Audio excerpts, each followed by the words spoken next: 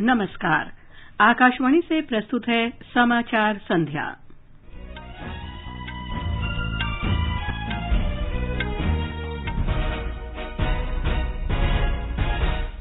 Pegasus जासूसी मामले, कृषि कानूनों और अन्य मुद्दों को लेकर संसद के दोनों सदनों में आज भी व्यवधान। संसद ने नौवहन समुद्री सहायता विधेयक 2021 पारित किया। प्रधानमंत्री नरेंद्र मोदी ने 75वें स्वतंत्रता दिवस के अवसर पर मनाए जाने वाले आजादी का अमृत महोत्सव का हिस्सा बनने के लिए पार्टी के सांसदों का आह्वान किया। गुजरात में हड़प्पा काल का नगर धौलावीरा यूनेस्को के विश्व धरोहर स्थल सूची में शामिल हुआ। अमेरिका के विदेश मंत्री एंटनी जे ब्लिंकन भारत की 2 दिन की यात्रा पर नई दिल्ली पहुंचे। रक्षा मंत्री राजनाथ सिंह शंघाई सहयोग संगठन के रक्षा मंत्रियों की बैठक में हिस्सा लेने के लिए ताजिकिस्तान की राजधानी दुशांबे पहुंचे। पश्चिम बंगाल की मुख्यमंत्री ममता बनर्जी ने प्रधानमंत्री नरेंद्र मोदी से मुलाकात की। देश में कोविड से स्वस्थ होने की दर बढ़कर 97.4% हुई। टोक्यो ओलंपिक में मुक्केबाज लवलीना बोरगोहेन क्वार्टर फाइनल में पहुंची। बैडमिंटन के ग्रुप ए में सात्विक साईराज रेंकी रेड्डी और चिराग शेट्टी की जोड़ी ने ब्रिटेन के डेन लिन और सी वेंडी की जोड़ी को हराया। और क्रिकेट में भारत और श्रीलंका के बीच दूसरा 2020 मैच ऑलराउंडर कृणाल पांड्या के कोरोना पॉजिटिव होने के कारण स्थगित।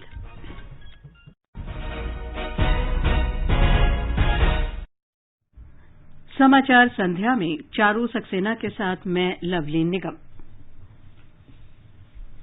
देश भर में 18 वर्ष से अधिक आयु वर्ग के लिए सरकारी केंद्रों में निःशुल्क कोविड टीकाकरण अभियान जारी है। युवाओं से आग्रह है कि टीका जरूर लगवाएं और अन्य लोगों को भी इसके लिए प्रोत्साहित करें। जब तक जरूरी न हो घर से बाहर न निकलें और सुरक्षा के 3 सरल उपायों का पालन करें। मास्क लगाएं, 2 गज की सुरक्षित दूरी बनाए रखें, हाथ और चेहरा साफ रखें। कोविड संबंधी जानकारी और मार्गदर्शन के लिए राष्ट्रीय हेल्पलाइन नंबर 01123978046 और 1075 पर संपर्क करें। और अब समाचार विस्तार से। संसद के मानसून सत्र के 7वें दिन भी आज पेगासस जासूसी मामले, कृषि कानूनों और अन्य मुद्दों को लेकर संसद के दोनों सदनों में व्यवधान जारी रहा। विपक्षी दलों के भारी शोर शराबे के बीच लोकसभा और राज्यसभा में कुछ विधेयक पारित होने और कोविड पर चर्चा होने के अलावा कोई विशेष कामकाज नहीं हो सका। लोकसभा की कार्यवाही 9 बार तथा राज्यसभा की कार्यवाही 4 बार बाधित होने के बाद कल तक के लिए स्थगित कर दी गई। लोकसभा की बैठक 9 बार स्थगित होने के बाद 4:30 बजे फिर शुरू होते ही कांग्रेस, डीएमके, तृणमूल कांग्रेस और अन्य विपक्षी दलों के सदस्य पेगासस जासूसी मामले, कृषि कानूनों और अन्य मुद्दों को लेकर सरकार के खिलाफ नारे लगाते हुए अध्यक्ष के आसन के समीप पहुंच गए। पीठासीन अधिकारी ने सदस्यों से शांत रहने और अपने स्थान पर बैठने का अनुरोध किया, लेकिन इसका कोई असर नहीं हुआ, जिस पर उन्होंने सदन की कार्यवाही कल तक के लिए स्थगित कर दी। इससे पहले संसदीय कार्य राज्य मंत्री अर्जुन राम मेघवाल ने विरोध कर रहे सदस्यों से अनुरोध किया कि वे सदन का कामकाज शांतिपूर्वक चलने दें और अपने मुद्दों को तरीके से उठाएं। सुबह लोकसभा की कार्यवाही आरंभ होते ही लोकसभा अध्यक्ष ओम बिड़ला ने प्रश्नकाल चलाने का प्रयास किया। उन्होंने विरोध कर रहे सदस्यों से अनुरोध किया कि वे सदन का कामकाज सही तरीके से चलने दें। उधर राज्यसभा में भी कुछ ऐसी ही स्थिति रही। 4 बार स्थगित होने के बाद शाम 4 बजे सदन की कार्यवाही जैसे ही दोबारा शुरू हुई, तृणमूल कांग्रेस, डीएमके, वामदल और अन्य विपक्षी पार्टियों के सदस्य नारेबाजी करते हुए अध्यक्ष के आसन के पास पहुंच गए। समाजवादी पार्टी, राष्ट्रीय जनता दल और राष्ट्रवादी कांग्रेस पार्टी तथा कुछ अन्य दलों के सदस्य भी विरोध करते नजर आए। भारी शोर शराबे के बीच अल्प चर्चा के बाद नौवहन सामुद्रिक सहायता विधेयक 2021 पारित कर दिया गया। केंद्रीय मंत्री मुख्तार अब्बास नकवी ने विपक्षी सदस्यों द्वारा प्रधानमंत्री के खिलाफ इस्तेमाल की गई भाषा पर आपत्ति व्यक्त की। उन्होंने कहा कि विरोध कर रहे सदस्य कोविड नियमों का भी उल्लंघन कर रहे हैं। शोर शराबे के बीच उपसभापति हरिवंश ने प्रश्नकाल चलाने का प्रयास किया, लेकिन सदस्य शांत नहीं हुए और प्रश्नकाल नहीं चल सका। सुबह सदन की बैठक शुरू होते ही कांग्रेस, तृणमूल कांग्रेस और अन्य विपक्षी दलों के सदस्यों ने पेगासस जासूसी मामले, कृषि कानूनों और अन्य मुद्दों पर दिए गए कार्य स्थगन प्रस्ताव पर सभापति का ध्यान आकर्षित करने की कोशिश की। बाद में ये सभी नारेबाजी करते हुए अध्यक्ष के आसन के समीप पहुंच गए। सभापति एम वेंकैया नायडू ने कहा कि सदन की कार्यवाही इस तरह बाधित करना संसद और देश दोनों के हित में नहीं है। उन्होंने कहा कि वे दबाव में आकर कुछ नहीं करेंगे। उन्होंने विरोध कर रहे सदस्यों से अपने आचरण पर दोबारा विचार करने का आग्रह किया। सुबह दोनों सदनों में मॉरिशस के पूर्व राष्ट्रपति अनिरुद्ध जगन्नाथ और जाम्बिया के प्रथम राष्ट्रपति डॉ केनेथ कोंडा को श्रद्धांजलि दी गई। संसद ने नौवहन समुद्री सहायता विधेयक 2021 पारित कर दिया है। राज्यसभा ने आज इसे मंजूरी दी। शोर शराबे के बीच संक्षिप्त बहस के बाद विधेयक पारित किया गया। लोकसभा इसे पहले ही पारित कर चुकी है। विधेयक भारत में नौवहन के लिए सहयोग के विकास, प्रबंधन और रखरखाव की रूपरेखा तय करता है। ये पोत परिवहन की सक्षमता और सुरक्षा बढ़ाने के लिए एक उपकरण, प्रणाली या सेवा के रूप में नौवहन सहायता का स्वरूप स्पष्ट करता है।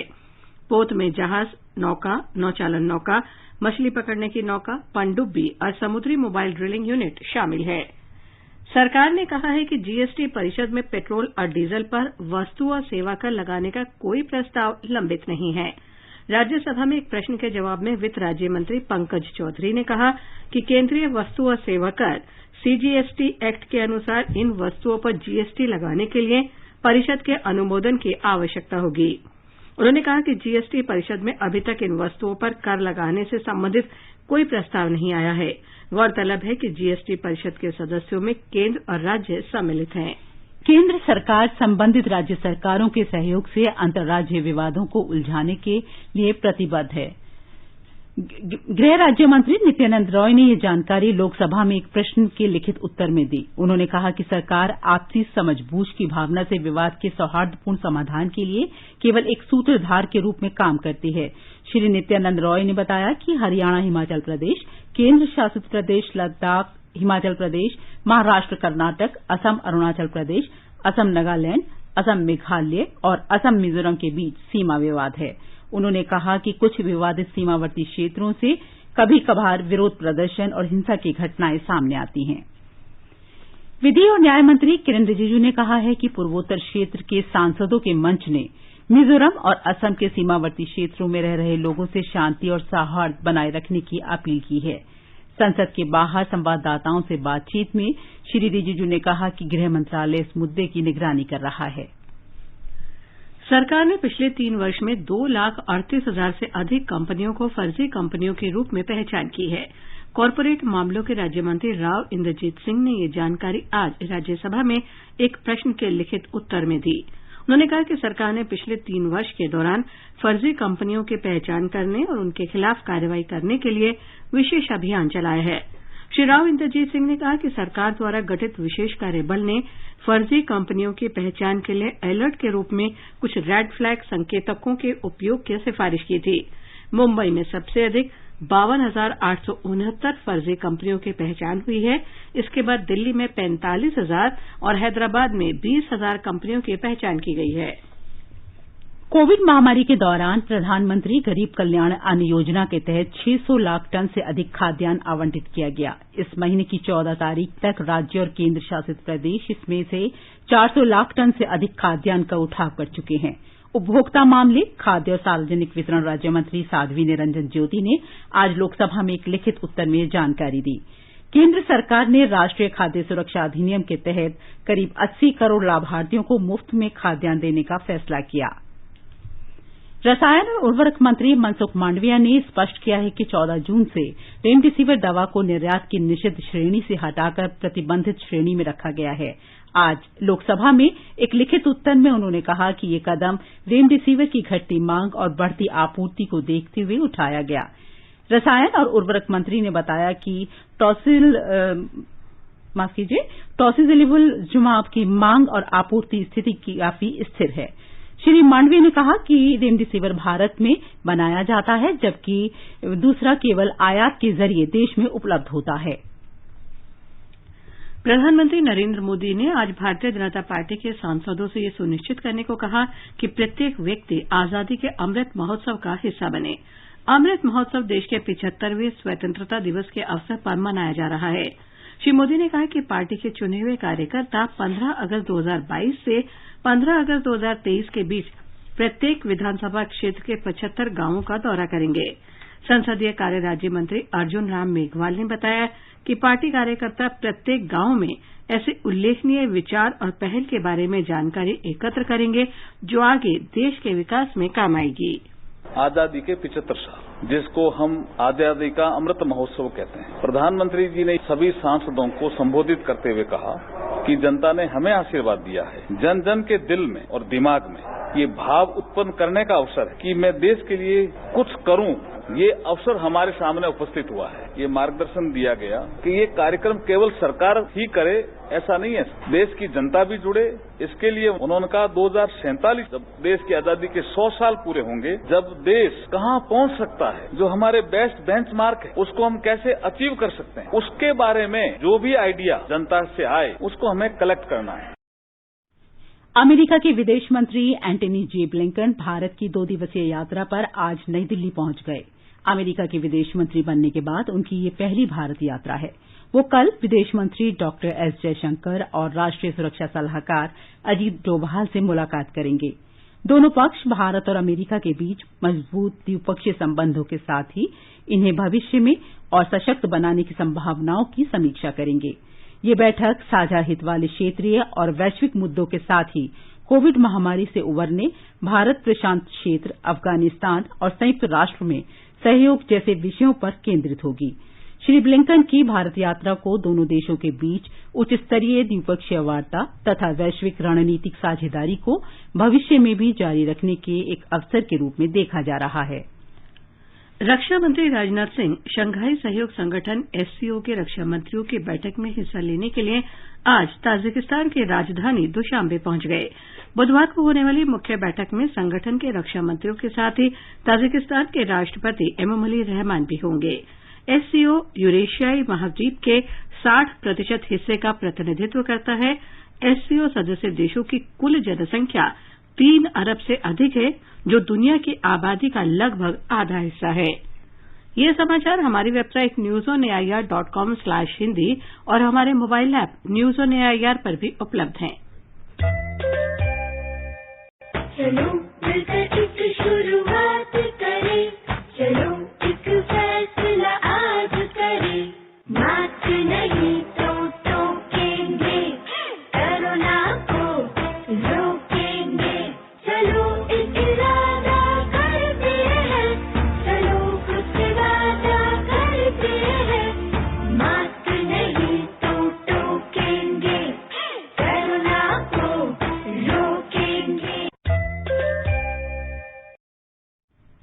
समाचार संध्या में आपका फिर स्वागत है। आगे बढ़ने से पहले मुख्य समाचारों पर एक नजर। पेगासस जासूसी मामले, कृषि कानूनों और अन्य मुद्दों को लेकर संसद के दोनों सदनों में आज भी व्यवधान। संसद ने नौवें समुद्री सहायता विधेयक 2021 पारित किया। प्रधानमंत्री नरेंद्र मोदी ने 75वें स्वतंत्रता दिवस के अवसर पर मनाए जाने वाले आजादी का अमृत महोत्सव का हिस्सा बनने के लिए पार्टी के सांसदों का आह्वान किया। गुजरात में हड़प्पा काल का नगर धोलावीरा यूनेस्को के विश्व धरोहर स्थल सूची में शामिल हुआ। अमेरिका के विदेश मंत्री एंटनी जे ब्लिंकन भारत की 2 दिन की यात्रा पर नई दिल्ली पहुंचे। रक्षा मंत्री राजनाथ सिंह शंघाई सहयोग संगठन के रक्षा मंत्रियों की बैठक में हिस्सा लेने के लिए तजाकिस्तान की राजधानी दुशांबे पहुंचे। पश्चिम बंगाल की मुख्यमंत्री ममता बनर्जी ने प्रधानमंत्री नरेंद्र मोदी से मुलाकात की। देश में कोविड से स्वस्थ होने की दर बढ़कर 97.4% हुई। और टोक्यो ओलंपिक में मुक्केबाज लवलीना बोरगोहेन क्वार्टर फाइनल में पहुंची। बैडमिंटन के ग्रुप ए में सात्विक साईराज रेंकी रेड्डी और चिराग शेट्टी की जोड़ी ने ब्रिटेन के डेन लिन और सी वेंडी की जोड़ी को हराया। और क्रिकेट में भारत और श्रीलंका के बीच दूसरा 2020 मैच ऑलराउंडर कुणाल पांडे के कोरोना पॉजिटिव होने के कारण स्थगित। पश्चिम बंगाल के मुख्यमंत्री ममता बनर्जी ने आज नई दिल्ली में प्रधानमंत्री नरेंद्र मोदी से मुलाकात की।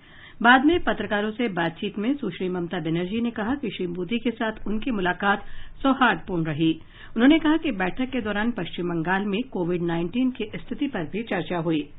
तमिलनाडु के पूर्व मुख्यमंत्री ई पलनीसामी और ओ पनीर सेल्वम ने भी आज प्रधानमंत्री नरेंद्र मोदी और गृह मंत्री अमित शाह से मुलाकात की। दिल्ली में बैठक के बाद श्री ई पलनीसामी ने बताया कि ये बैठक औपचारिक थी। बैठक में ऑल इंडिया अन्ना डीएमके सांसद भी साथ थे। मेघालय में दक्षिणी शिलांग से भाजपा विधायक सनबोर शुलई को राज्य मंत्रिमंडल में कैबिनेट मंत्री के रूप में शामिल किया गया है। राज्यपाल सतपाल मलिक ने उन्हें आज राजभवन में पद की शपथ दिलाई। श्री शुलई श्री एएल हेक के स्थान पर राज्य के नए स्वास्थ्य मंत्री होंगे। शपथ ग्रहण समारोह में राज्य मंत्रिमंडल के सभी मंत्रियों के अलावा राज्य सरकार के शीर्ष अधिकारी भी उपस्थित थे।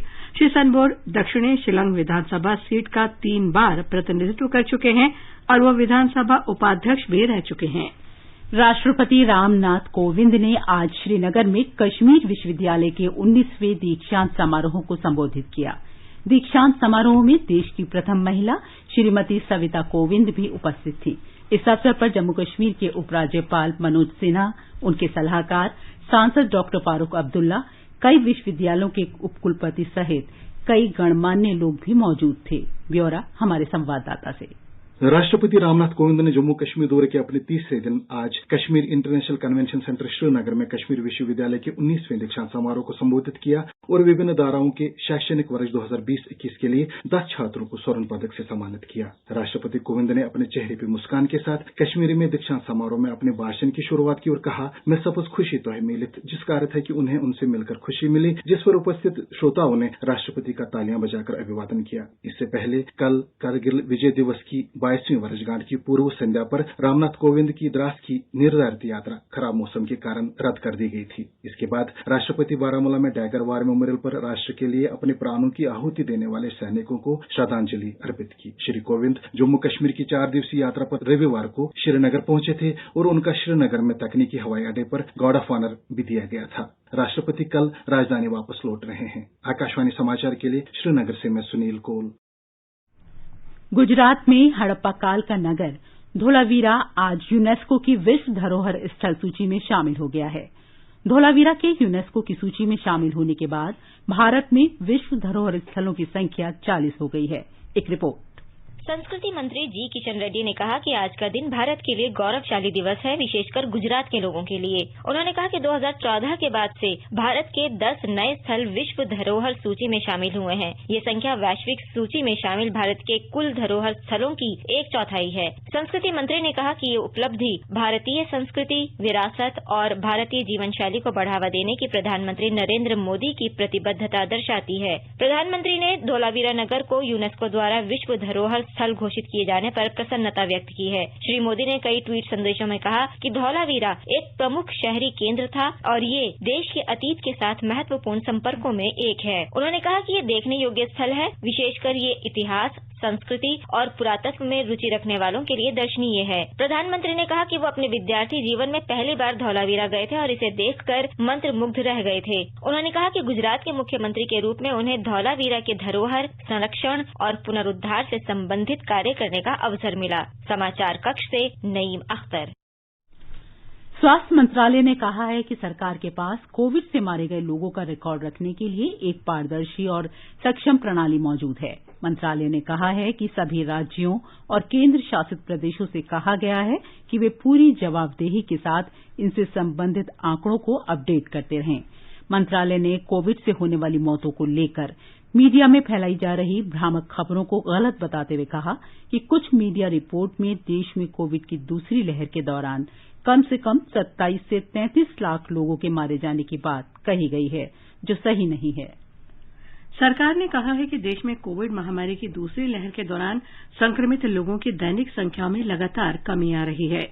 नई दिल्ली में आज संवाददाताओं को जानकारी देते हुए स्वास्थ्य और परिवार कल्याण मंत्रालय में संयुक्त सचिव लव अग्रवाल ने कहा कि हालांकि दैनिक संक्रमित लोगों की संख्या में कमी आई है, लेकिन अभी सतर्कता बरतने की आवश्यकता है।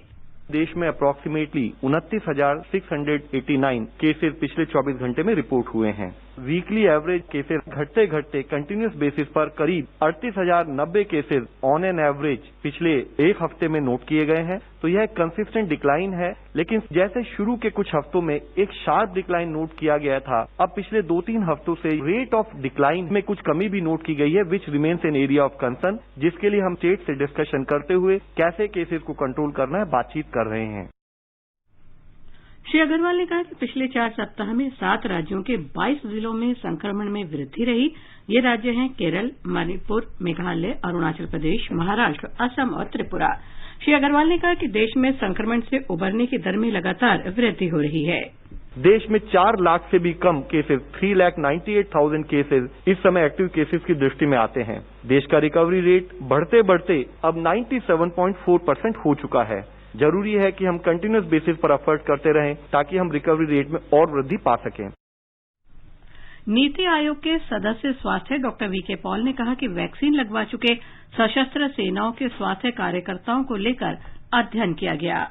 This study has been conducted by our Armed Forces Medical College जो है उनकी टीम ने करा है और 15 लाख आर्म फोर्सेस के डॉक्टर्स और फ्रंटलाइन वर्कर्स जिनको हम काउंट करते हैं उनके ऊपर ये स्टडी हुई है और ये कोविशील्ड वैक्सीन मिला उनको और ये दर्शाया गया कि 93% रिडक्शन इन इन्फेक्शन हुआ जिनको वैक्सीन मिला और ये सेकेंड वेव के दौरान की प्रोटेक्शन की बात है which is driven by delta variant. और अगर हम मोर्टेलिटी रिडक्शन देखें तो 98% मोर्टेलिटी जो है वो प्रोटेक्ट हो जाती है।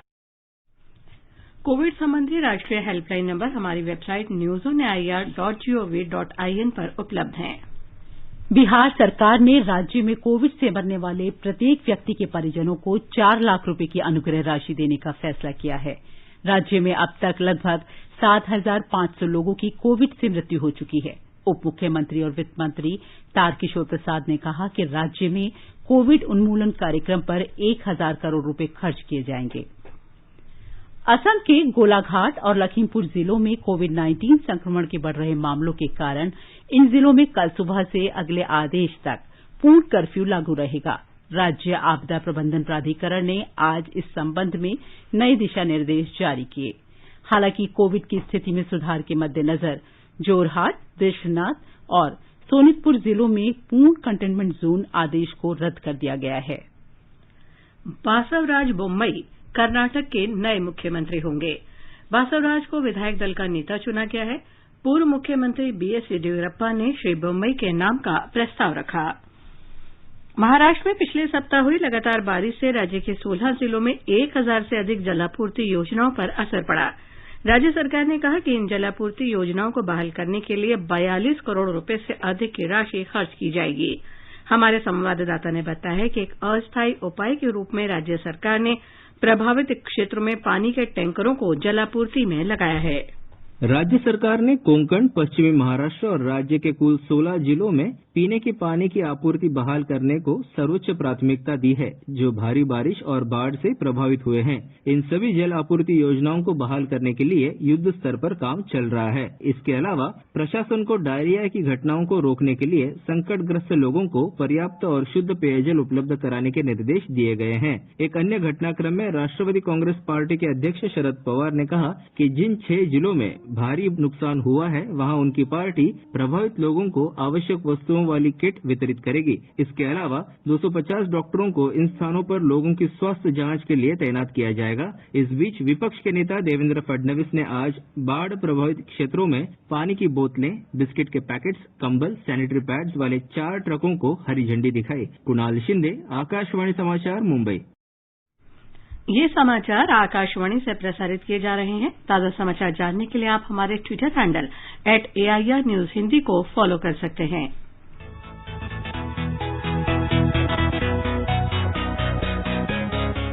दुनिया रंग बिरंगी, खट्टे मीठे रसीले समाचारों का सतरंगी खजाना आकाशवाणी पर। खबरें होंगी हटकर, जानेंगे कुछ अलग, हंसेंगे खुलकर, करेंगे सजग। सुनना न भूलें सोमवार और मंगलवार आज सवेरे तथा शनिवार और रविवार कार्यक्रम परिक्रमा में।